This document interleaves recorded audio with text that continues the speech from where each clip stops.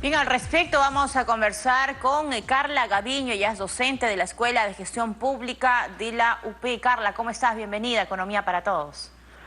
Buenas tardes, muchas gracias por la invitación.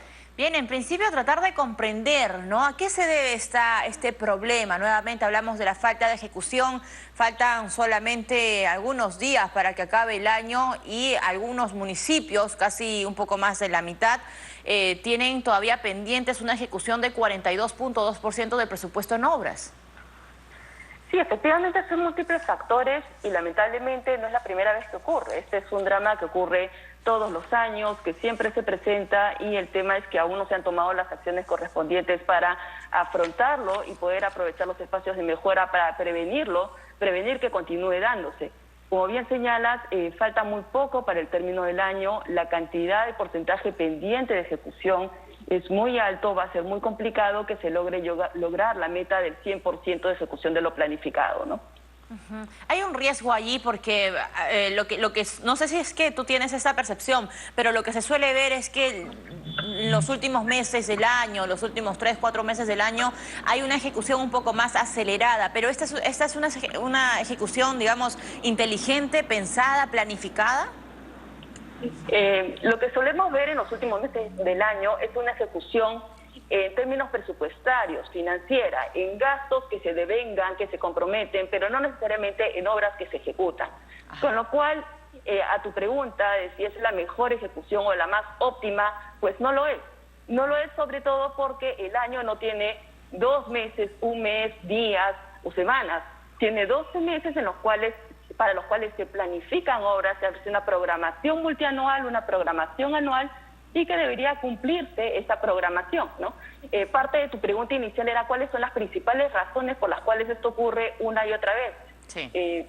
Uno de los temas principales que podemos nosotros mencionar es el tema de la gestión pública, sobre todo a nivel subnacional, cuando lo comparamos con niveles regionales, con el nivel regional o con los sectores del gobierno nacional.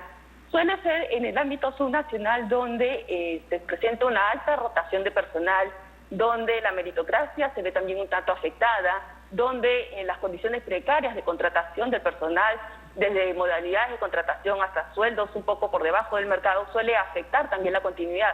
Si a esto le sumamos que los procesos de los sistemas administrativos son explicados o son acompañados por los rectores con más énfasis en los ministerios y en los gobiernos regionales, mientras que a los gobiernos locales pues se les ayuda para algunas cosas puntuales, se les da capacitaciones generales, pero no se les acompaña a lo largo de la ejecución o la administración, el manejo de su cartera de proyectos, pues encontramos ahí la mezcla perfecta para que en el ámbito subnacional, en el ámbito municipal, una y otra vez cambien los funcionarios, cambien los criterios, no se continúen los procesos, no se tenga la mejor capacitación ni el acompañamiento más adecuado y por lo tanto se suela tener un índice bajo de ejecución. Y eso, digamos, se suele agravar cuando hay cambio de autoridades, porque ya el otro año se eligen nuevos alcaldes, nuevos gobernadores regionales. ¿Cuánto puede impactar este cambio de mando, digamos, en la ejecución o en la velocidad de ejecución del presupuesto? Totalmente de acuerdo. Vamos a tener en el 2022 cambios de autoridades de gobiernos regionales, de gobiernos locales, y esos cambios de autoridades vienen de la mano con el cambio del personal técnico de apoyo de las altas direcciones, que muchas veces son también parte de los encargados de la aprobación de los estudios de preinversión, de la programación multianual de las inversiones, porque son personas que son designadas justamente por el alcalde, el gobernador regional. Esto sí afecta sin duda porque cada gestión que entra tiene la tendencia natural a querer revisar los proyectos que está recibiendo, el estado que se encuentra, replantear las prioridades y colocar muchas veces proyectos que ha ofrecido durante la campaña. Adicionalmente, también hay un tema de un espacio de know-how, un espacio de aprender o de informarse de en qué estado está recibiéndose la gestión, claro, qué contratos están en marcha, qué procesos están en marcha, qué laudos se tienen en marcha, qué convenios con otras instituciones, otras municipalidades están pendientes de ser suscritos para continuar con algunas obras, de repente algunos aspectos pendientes de los que son competencias con las municipalidades distritales, con las provinciales o con los gobiernos regionales. Hay temas ahí que se quedan pendientes de una gestión a otra y que no siempre están documentados. lo cual también es un aspecto que dificulta mucho el poder tomar conocimiento de cómo está la gestión que se está recibiendo, ¿no? Justamente, si me permites, Sí. en algunas oportunidades hemos tenido casos que resaltan, ¿no?, donde la ejecución de las municipalidades por momentos ha podido superar la ejecución de algunos gobiernos regionales y quizá de algunos sectores del gobierno nacional. En los años que eso se ha visto y por periodos muy específicos, porque no suele ser la regla general ni lo que se presenta a lo largo de todo el año, justamente se da porque hay un tema de que se mantiene muchas veces la continuidad del personal técnico, porque se mantiene la continuidad de algunos proyectos. Lamentablemente, a nivel municipal, tenemos pues esta fuerte rotación, esta fuerte incentivo de querer inaugurar los proyectos que se propusieron en la campaña, todo lo cual lleva a que una y otra vez se cambien las prioridades, se cambien los proyectos y no se continúe con una línea ordenada de trabajo. Ahora, Carla, ¿cuáles son los pasos, un poco para que los televidentes puedan comprender, no sigan el paso a paso? ¿Cuál es el procedimiento para ejecutar el presupuesto en una obra? Por ejemplo, ¿se le ocurre al alcalde pavimentar, ¿no?, o construir, reparar la pista de la localidad? ¿Cuáles son esos pasos? ¿Cómo se presenta el presupuesto? ¿Quién nos aprueba? ¿Quién nos ejecuta? ¿Hay una buena pro para digamos, la planificación? ¿Cómo es? Claro, en términos sencillos y para abreviar, porque es un poco largo y agrupa varios sistemas del Estado, yo primero tendría que programar esta obra, incluirla en mi programación, asignar o solicitar los recursos para ella y luego pues hacer los estudios previos, los estudios técnicos correspondientes, licitar la obra, sacar el proceso de selección, no otorgar la buena pro, lo cual, dicho sea de paso, también demora un tiempo determinado, no siempre se cumplen los cronogramas que están previstos, y luego de ello empezar con el expediente técnico y probablemente después de ello o la misma empresa u otra hacer otro concurso para que se encargue de lo que es la ejecución de la obra. Durante la ejecución de la obra vamos a tener que hacer una supervisión constante, continua, para ver que se cumplan con los calendarios de ejecución. Todo este manejo que estoy comentando lo hace cada entidad misma. Lo que ocurre es que el presupuesto se solicita de acuerdo al momento que se hace el proyecto de ley ante la Dirección General de Presupuesto Público, se solicitan los recursos que se van a destinar para los proyectos que cada entidad programa.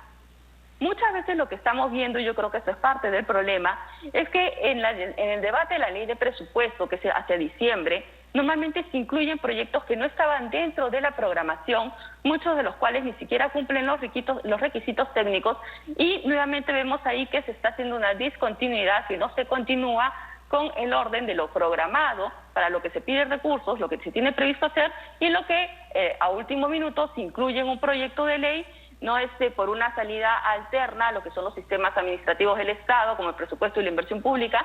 Se otorga el dinero, pero luego no hay cómo continuar con este proyecto porque realmente no hay una claridad técnica de lo que se está haciendo ahí. ¿Podríamos identificar dónde se encuentra el cuello de botella? Porque justo estaba revisando algunos comentarios del Consejo Privado de Competitividad.